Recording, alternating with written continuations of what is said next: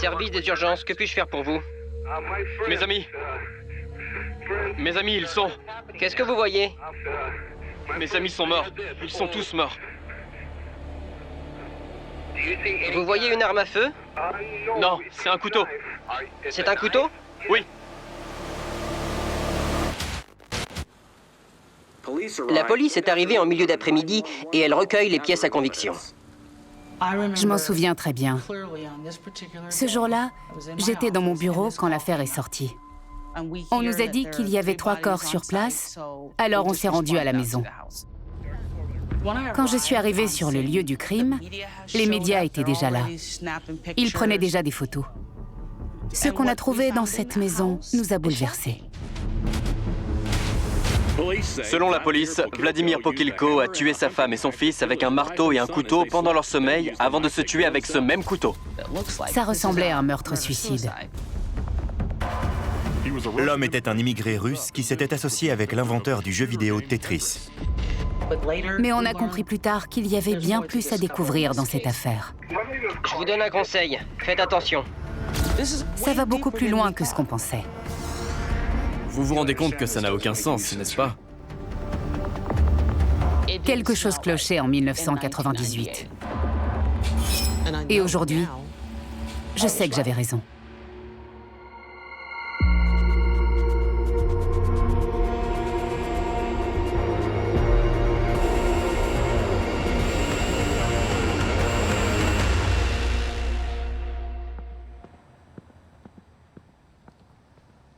Vous pouvez m'accorder un instant? Oui, d'accord.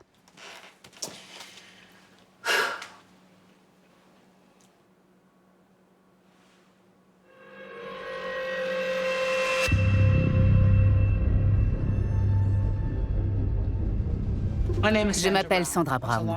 J'ai été officière de police pendant 25 ans à Palo Alto. J'ai travaillé sur tous les meurtres qui ont eu lieu au cours de cette période. On me demande relativement souvent quelle est l'enquête qui t'a le plus marqué. Et c'est toujours cette affaire qui ressort. Elle me hante encore aujourd'hui. Ça s'est passé en septembre 1998, tard dans l'après-midi. Je me souviens qu'on s'est réunis avec mon équipe pour qu'on nous attribue nos missions. J'étais enquêtrice de scènes de crime. Le sergent Chan était responsable des enquêtes de scènes de crime. Et le sergent Wong dirigeait le service des enquêtes. À ce moment-là, tout est établi et sécurisé. Et j'ai mis les enquêteurs Mike Denson et Gene Brady sur l'affaire, comme premier et second enquêteurs.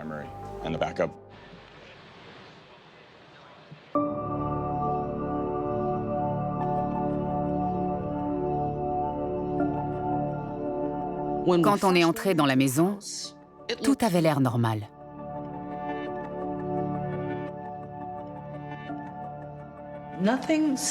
Tout avait l'air à sa place. Rien n'était dérangé ou cassé. Il n'y avait aucune trace de lutte.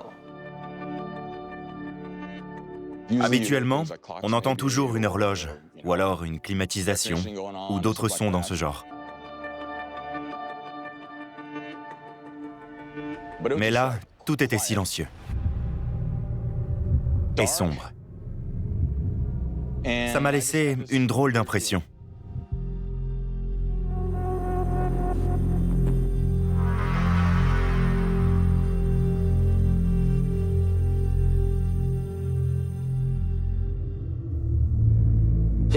Je suis entrée dans la première chambre. Dans cette chambre, j'ai trouvé une femme qui avait reçu de nombreux coups à la tête. Elle avait aussi des blessures visibles dans le dos. Il y avait des taches de sang sur le lit, les murs, le sol. C'était une scène macabre.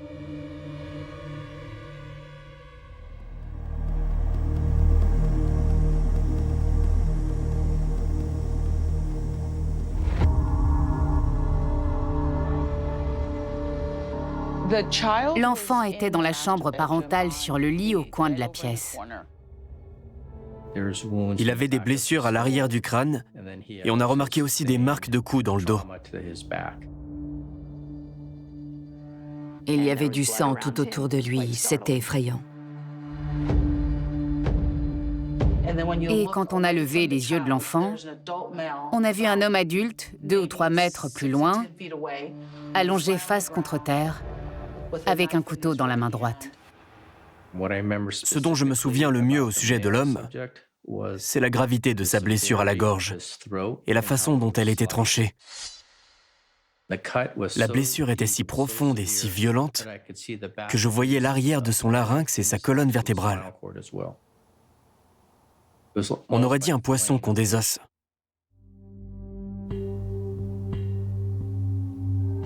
Là encore, il y avait du sang sur le sol, les murs, les fenêtres, le linge de lit. C'était une scène extrêmement violente. Il y a du sang partout et il y a un enfant. C'est toujours plus dur quand la victime est un enfant. Ça fait penser à ses propres enfants. Ma fille venait tout juste d'avoir 4 ans. À chaque fois qu'on se retrouve à enquêter sur la mort d'un enfant, ça nous fait un choc, surtout quand on est nous-mêmes parents. Mais en tant qu'enquêtrice de scènes de crime de surcroît, je me dois de faire la part des choses. Je dois me couper de mes émotions pour que l'enquête devienne une sorte d'énigme, de puzzle que j'essaye de résoudre. L'homme qui a trouvé les 3 victimes inconscientes s'appelle Gennady Norichkin. C'était un ami de la famille. Il était encore dehors, alors j'ai pu l'interroger directement sur la scène du crime. Il nous a dit qui étaient les victimes. L'homme retrouvé mort dans la chambre était Vladimir Pokilko. La femme, Yelena, était son épouse. Et le jeune garçon, Peter, était son fils. Il n'avait que 12 ans. Gennady était hors de lui, il était très affecté. On a vite compris qu'il avait beaucoup d'affection pour cette famille. Ils avaient l'air très proches.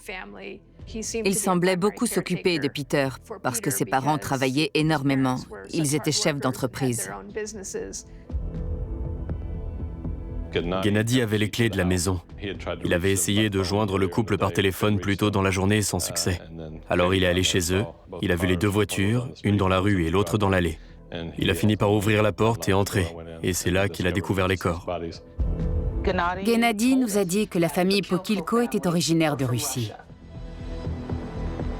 On a également appris que Vladimir était le co-développeur du jeu Tetris. Tetris était un jeu vidéo très populaire, peut-être même le plus populaire de l'époque. Moi, j'ai grandi avec Tetris. C'était très amusant d'essayer d'aligner ces blocs.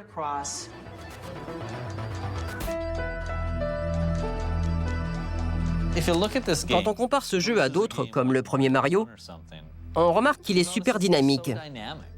Rien n'est jamais pareil. On dirait le sable qui ondule dans le Sahara.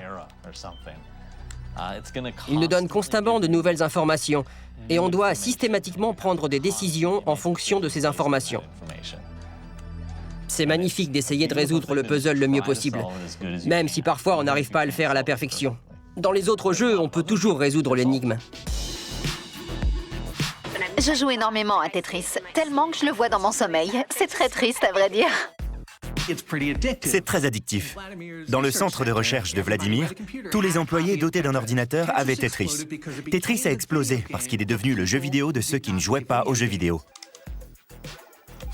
C'était tellement abstrait comparé aux jeux à base de vaisseaux spatiaux ou de zombies qu'on pouvait dire « Je vais faire un puzzle, je ne vais pas jouer à un jeu vidéo ». Ça rendait la situation plus acceptable socialement. Ça a mélangé les genres.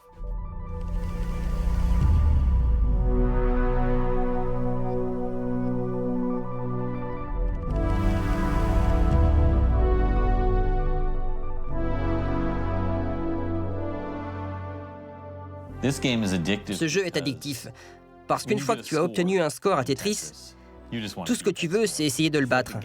C'est un peu comme une addiction au jeu d'argent, mais avec moins de conséquences. C'est très simple parce que ça habitue ton cerveau à penser avec différentes formes géométriques. Il fonctionne sur la visualisation dans l'espace. Il affecte notre façon de voir les formes qui apparaissent, de comprendre ce qu'elles font et de les ordonner. C'est ce qu'on appelle aujourd'hui l'effet Tetris. Mais les gens parlent de cet effet depuis des centaines d'années. C'est notre désir naturel de mettre de l'ordre et notre désir naturel de comprendre le fonctionnement des formes.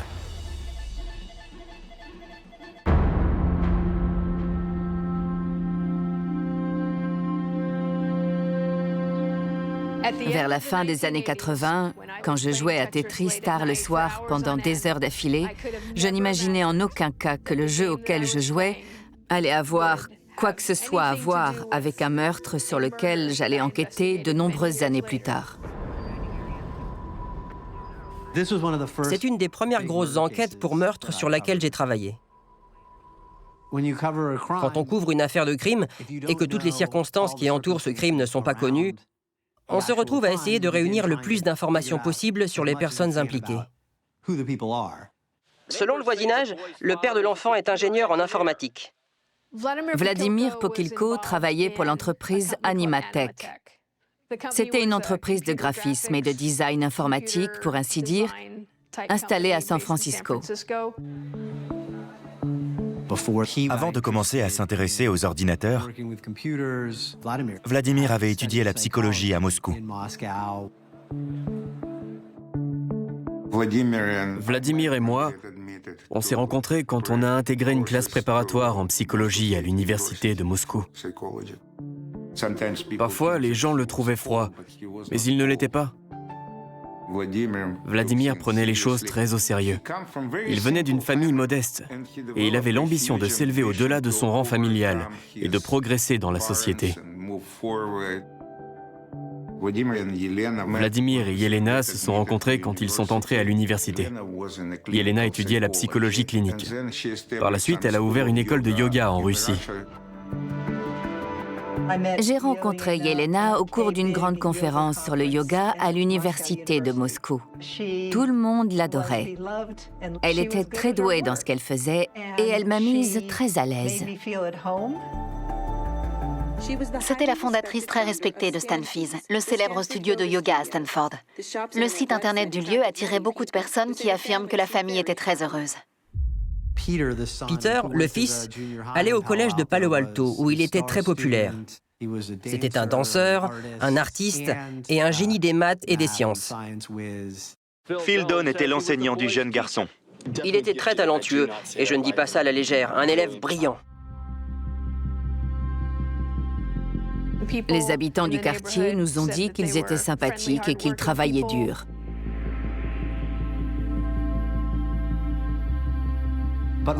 Mais les voisins nous ont dit que la famille Pokilko était très discrète.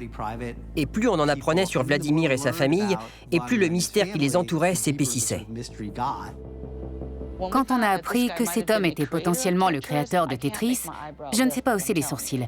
Mais je peux vous dire que je me suis dit, d'accord, je sens qu'il y a quelque chose qui cloche. Ça ne va pas être une enquête comme les autres.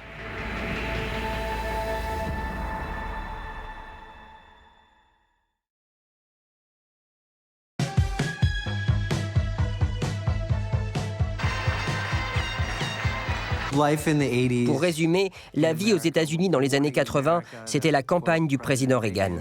Nous tenions à être à nouveau respectés dans le monde entier, et nous le sommes.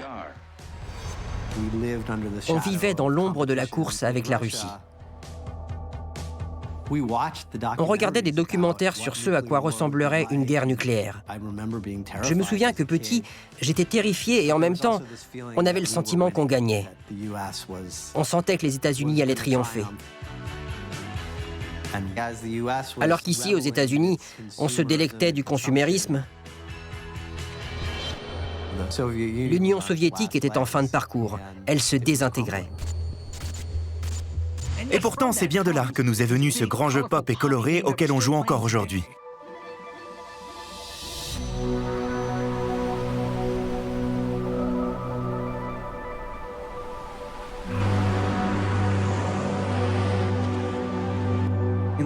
En Union soviétique, dans les années 80, Vladimir Pokilko travaille au centre médical de Moscou comme psychologue.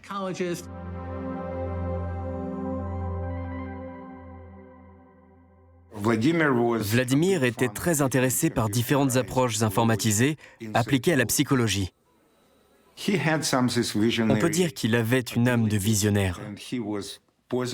Et il était certain que l'informatique pouvait permettre de développer différents outils utiles à la psychologie, ainsi que de créer des jeux qui aideraient les patients à développer un grand nombre de fonctions intellectuelles, et j'en passe.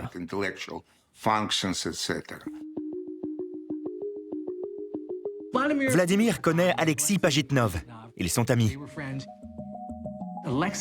Alexis Pajitnov est un informaticien et programmateur russe à l'Académie soviétique des sciences à Moscou. Quand Alexis était petit, il était obnubilé par les pentomino, ces formes découpées en 5 morceaux. Il ressemble aux formes de Tetris, mais avec 5 morceaux au lieu de 4. Il venait avec un carré ou un rectangle, et il fallait tâcher d'assembler toutes les pièces à l'intérieur pour qu'elles rentrent. Alors Alexis se dit, et si j'essayais de recréer cet effet, mais sur mon ordinateur de travail? La première chose qu'il comprend, c'est qu'utiliser des pentomino avec leurs 5 morceaux, ça fait trop.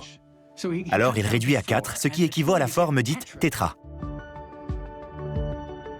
Quand il réussit à tout faire fonctionner, il se dit qu'il va appeler son jeu Tetris.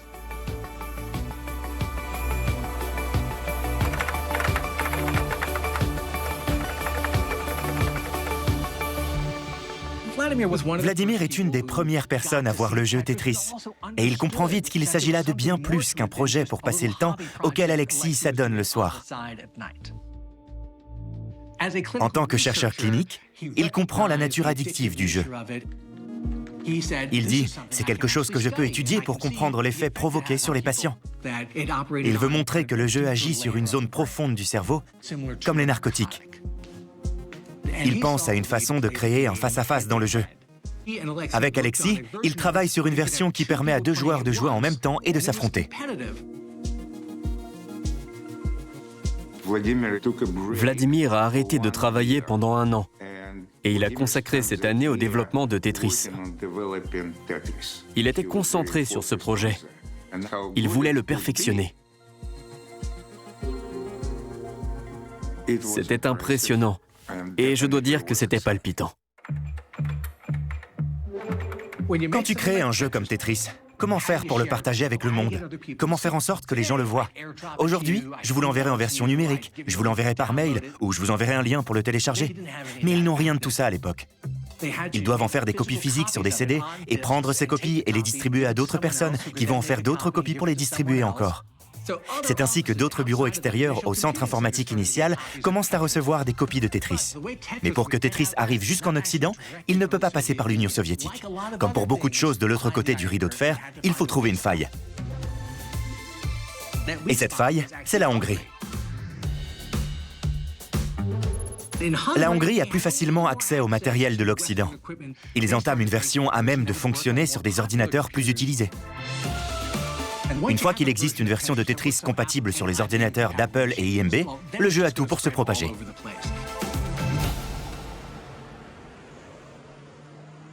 Dans les années 80, en Russie, personne n'a de droit à la propriété ou à la propriété individuelle. Et quand quelqu'un crée quelque chose qui peut être exploité, le gouvernement en est le propriétaire par défaut. Ça arrivait tout le temps. Des représentants du gouvernement faisaient appel à des bandes organisées, à la police ou au KGB pour exercer des pressions sur les créateurs pour qu'ils renoncent à leurs droits. On vous menacera, on vous fera peur, on tuera un de vos proches. Vous feriez mieux de nous céder vos droits de propriété. Le gouvernement s'approprie des choses qui lui plaisent, que les Russes fabriquent, et il essaye de les revendre ailleurs dans le monde. Tetris a du potentiel, et le gouvernement l'a compris.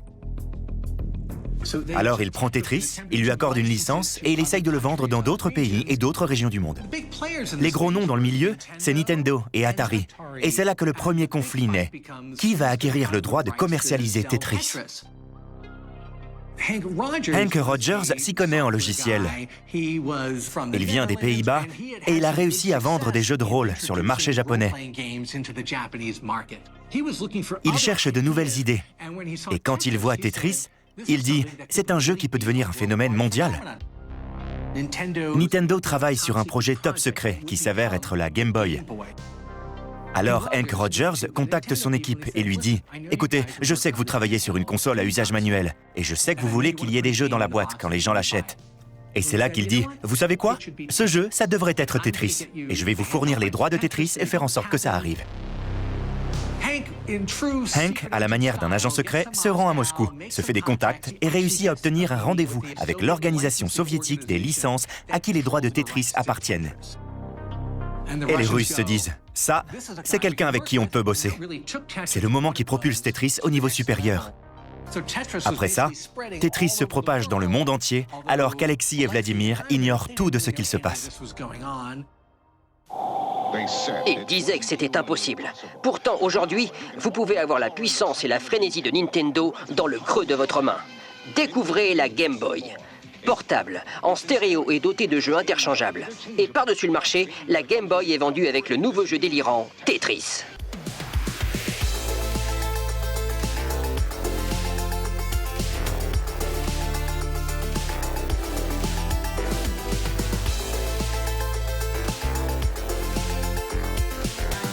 C'est à ce moment-là que Tetris se popularise. Au début, il était connu dans le monde du jeu vidéo, mais là, il devient connu dans le monde tout court. Hillary Clinton joue à Tetris sur Game Boy pendant qu'elle voyage dans l'Air Force One.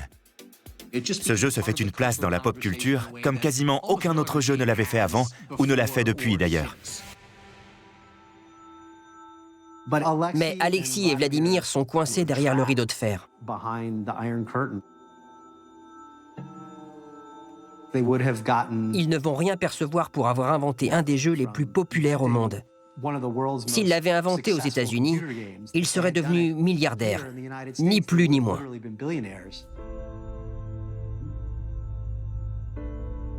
J'ai rencontré Vladimir et Yelena en 1989, en Union soviétique. Mon mari Ron et moi avions été invités chez eux. Ils vivaient dans un appartement en plein centre de Moscou. Vladimir et Yelena savaient recevoir. Ils avaient préparé de nombreux légumes en saumure et Vladimir avait fait une sorte de vin ou de liqueur qu'il nous a offerte. Ils étaient très généreux. Peter était plein d'entrain, c'était le centre de l'attention. Je me souviens que Vladimir portait beaucoup le petit garçon qui gigotait. C'était un papa très présent. On a dîné dans une ambiance familiale agréable et douillette. Nous n'avons pas abordé la question de Tetris ce soir-là, mais Vladimir avait une idée. Il voulait réussir à allier la psychologie et la technologie, et il se demandait si c'était un concept qui pouvait fonctionner aux États-Unis. Il n'était pas satisfait du système soviétique et il voulait entreprendre de grandes choses et le faire dans un endroit qui saurait les apprécier, comme les États-Unis. Après ce dîner, je n'ai plus eu beaucoup de nouvelles de Yelena. Je me suis dit que la famille avait dû aller de l'avant et qu'elle vivait sûrement la vie dont elle rêvait aux États-Unis. Ce qui leur est arrivé à tous les trois est bouleversant.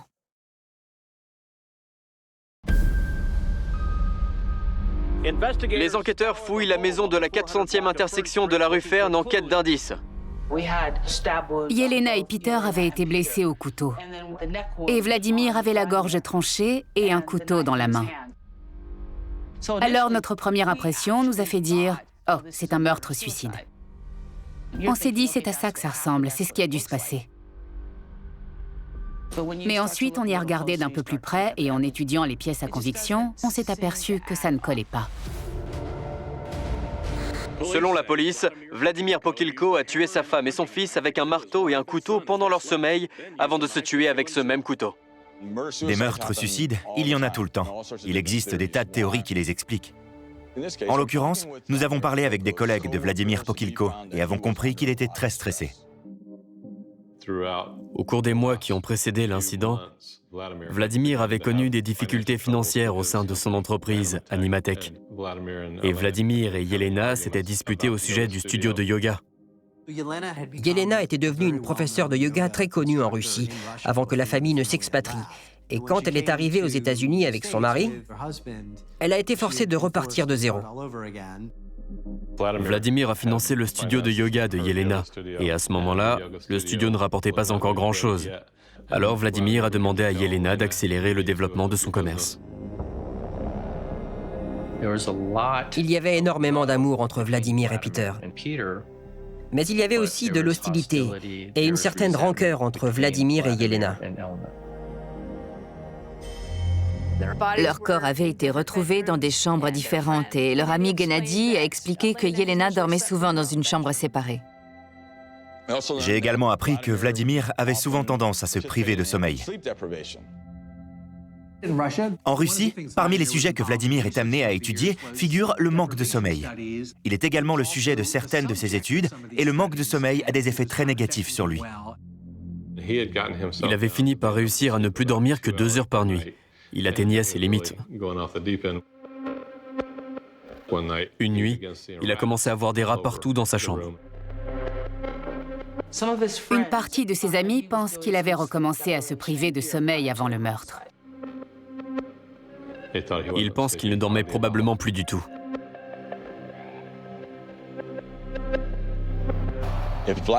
Si Vladimir manquait de sommeil et qu'il souffrait de stress, alors il est possible qu'il ait craqué et qu'il ait tué sa femme et son fils avant de se suicider.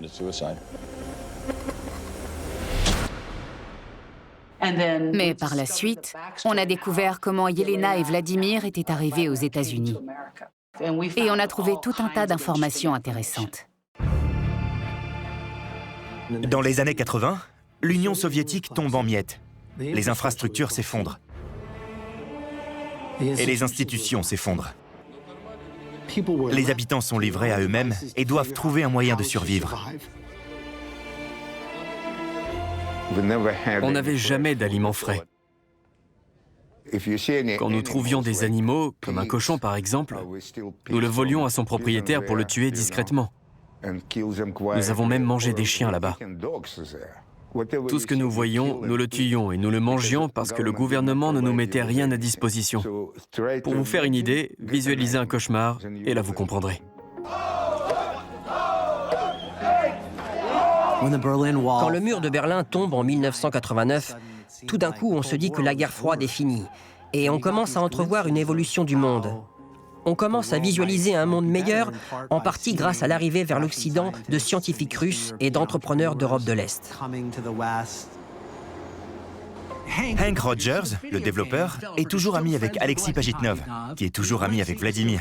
Alors, Hank Rogers leur dit « Je suis aux États-Unis et je vends Tetris. Je sais que ça ne vous rapporte pas grand-chose, mais ça vous dit que je vous aide à venir vivre ici? Venez, tout est possible ici. On pourrait même travailler ensemble. Ça va être super. » Alexis part vivre aux États-Unis en 1981. Vladimir arrive plus tard et ils tentent leur chance avec Hank comme associé. Ils se lancent dans des projets avec l'entreprise de logiciels Animatech. Ils veulent participer à la ruée vers l'or qui a lieu à la Silicon Valley. Et comme toutes les startups de la Silicon Valley de l'époque, Alexis et Vladimir veulent créer un merveilleux logiciel qui va se vendre à des millions d'exemplaires. Si vous êtes prêt à repousser les limites de votre créativité et de votre imagination, alors Elfish de Maxis Software est fait pour vous. Le seul projet qu'ils réussissent à commercialiser s'appelle Elfish. Il permet de prendre des caractéristiques de différents poissons et de les mélanger entre elles. C'est une sorte d'option de modelage génétique intégrée à un écran de veille élaboré.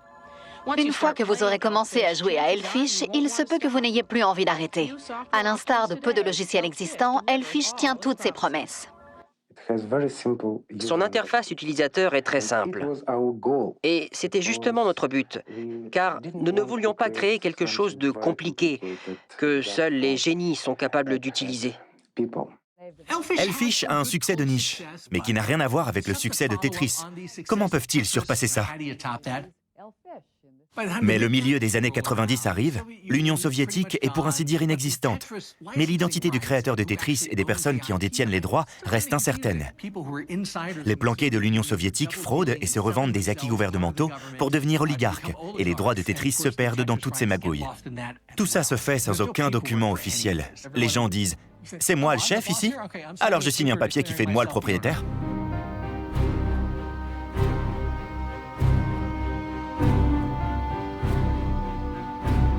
Mais finalement, Hank Rogers arrive et il aide Alexis Pajitnov à revendiquer son droit à la propriété intellectuelle de Tetris. Et il dit « Je vais créer une entreprise et Alexis et moi, on va s'associer avec les oligarques. » C'est ainsi qu'il crée The Tetris Company. En gros, il concentre l'intégralité de l'industrie Tetris sous un même drapeau. Et Vladimir n'en fait pas partie. Il ne peut pas prétendre à quoi que ce soit. Alors oui, ça peut sembler controversé, mais peu importe qui a fait quoi après la conception, Alexis a créé la version initiale intégralement seul. Il mérite d'en être le seul inventeur. Quand Hank et Alexis commencent à travailler sur Tetris à temps plein, Animatech devient l'entreprise de Vladimir. C'est lui qui s'y attelle au quotidien.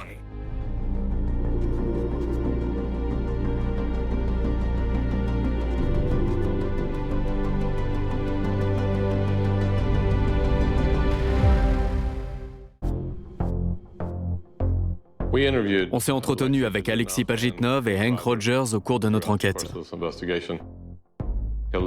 Alexis m'a dit qu'il avait parlé avec Vladimir une semaine avant le crime. Ils s'appelaient assez fréquemment. Et Vladimir n'avait pas de secret. Il ne lui cachait pas ce qu'il se passait avec Animatech. Il lui avait dit que l'entreprise allait faire faillite.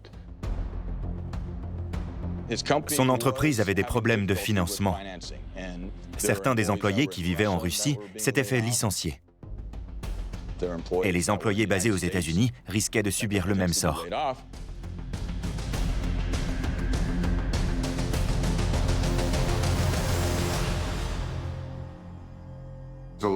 La dernière fois que je l'ai vu, c'était peut-être 1 an avant l'incident, ou 6 mois plutôt. Je m'en souviens très bien. C'était au cours d'un voyage d'affaires. Il était triste. Il n'était pas heureux. Il était très préoccupé. Il avait beaucoup d'incertitudes quant à ce que le futur lui réservait. Mais quand j'ai appris que mon ami était mort, que sa femme était morte et que son fils était mort, comment croyez-vous que je me suis senti? C'était terrible. Ça m'a brisé le cœur et j'ai pensé, « Attendez un instant, qu'est-ce qui se passe ?»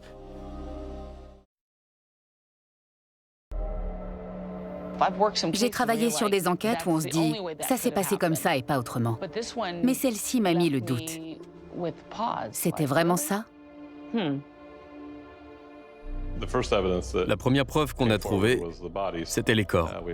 On a dû faire venir un médecin légiste sur la scène de crime. Ils ont envoyé les corps chez l'expert légiste et ensuite notre équipe a commencé à travailler sur la maison.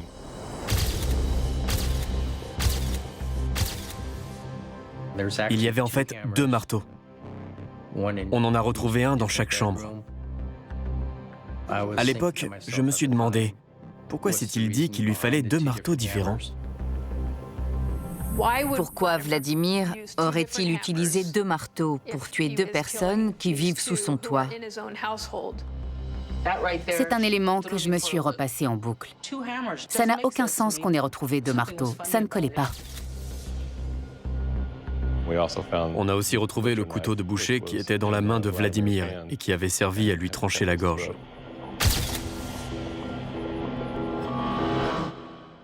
Là où cette histoire me dérange, c'est que déjà j'ai pensé, si tu dois te trancher la gorge, à un moment ça va te surprendre, tu vas te rendre compte que ça fait très mal et tu vas lâcher le couteau. Alors pourquoi Vladimir tenait-il encore le couteau dans sa main?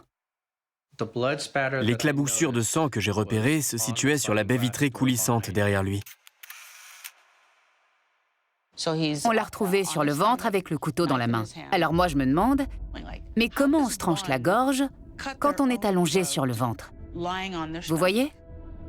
Parce que le sang sur le mur ne montait pas haut.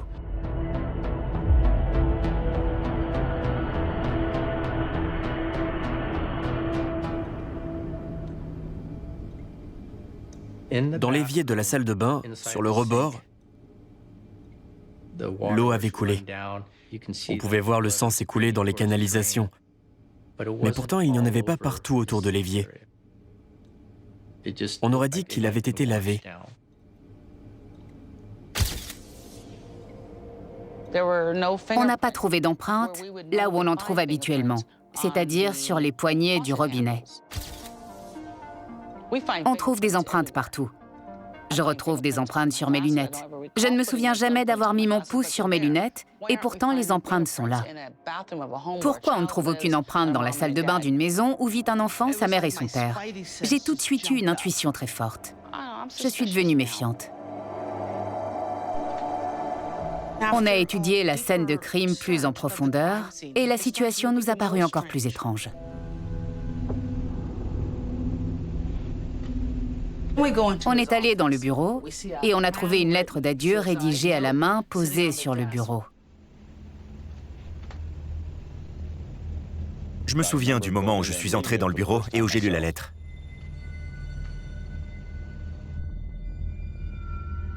On m'a dévoré. Signé Vladimir.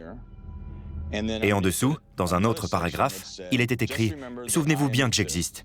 Et c'était signé « Le Diable », mais avec une faute d'orthographe. Ça m'a laissé sans voix. C'était très mystérieux. Je revois Scott lire la lettre. Il faut savoir que Scott et moi, on ne réfléchit pas de la même façon. Scott s'est dit que Vladimir avait écrit ça parce qu'il pensait avoir le diable à l'intérieur de lui, vous voyez? Il a pensé que Vladimir était tellement bouleversé par ce qu'il avait fait qu'il a dit que c'était le diable qui l'avait poussé à le faire. Moi, je ne pense pas que ça se soit passé comme ça. J'ai l'impression que quelqu'un voulait que les personnes qui trouvent cette lettre pensent que le diable parlait à travers lui.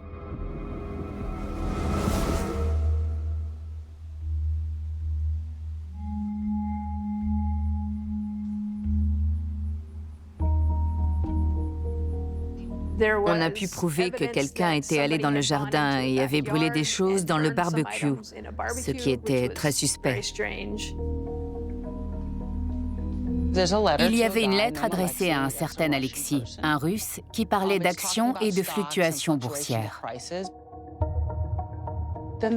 Il y avait aussi des billets d'avion, des informations de vol. Pourquoi brûler ce type d'informations? Pourquoi était-ce si important de les détruire? Quel était le but? C'était bizarre. L'éclaboussure de sang était bizarre. Le couteau était bizarre.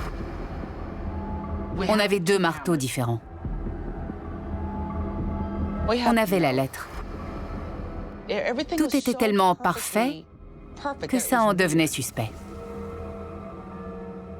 Cette enquête, c'était comme une partie de Tetris.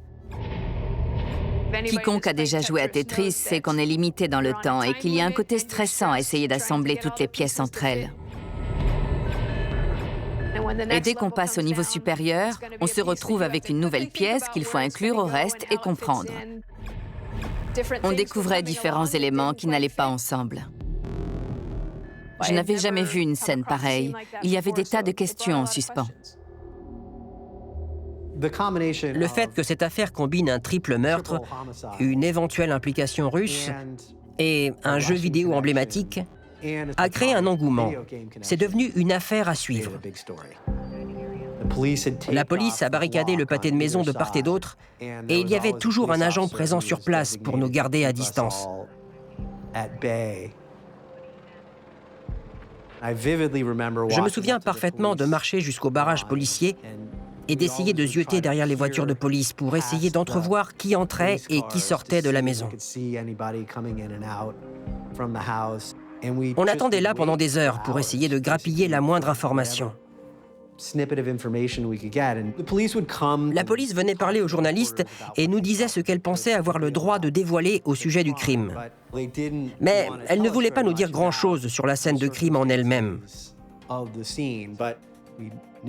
Même si, à ce moment-là, on savait qu'on avait affaire à une scène de crime très violente. Et comme la famille était russe, ça donnait un côté exotique à l'affaire. Le lien avec Tetris était intéressant. Mais, pour tout vous dire, je crois que le plus intéressant dans l'affaire, c'était cette dimension internationale.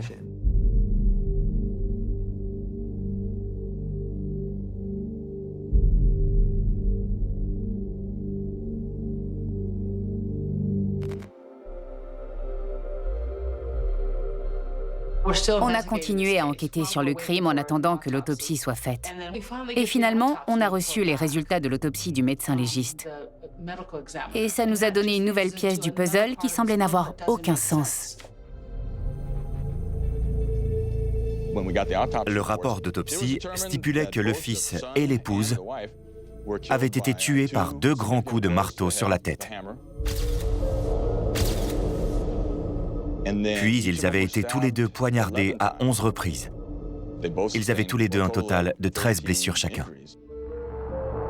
Les coups de marteau et de couteau sur la femme et l'enfant semblaient très précis.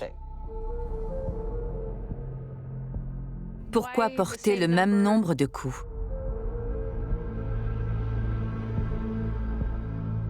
C'est intentionnel, c'est certain. Pour moi, la mort de l'enfant et de la mère était excessive. Je me suis demandé pourquoi les tuer et les poignarder ensuite. L'usage des 2 marteaux m'a immédiatement fait penser que quelque chose clochait dans cette affaire. Ce n'était pas logique. Est-ce que ces outils suggéraient qu'il y avait quelqu'un d'autre dans la maison? Y avait-il eu 1 ou 2 personnes avec chacune un marteau qui avaient commis les crimes sur l'épouse et le jeune garçon? Je voulais avoir des réponses. Ces résultats, ainsi que le contenu de la lettre, ont contribué au sentiment de doute que tout le monde partageait.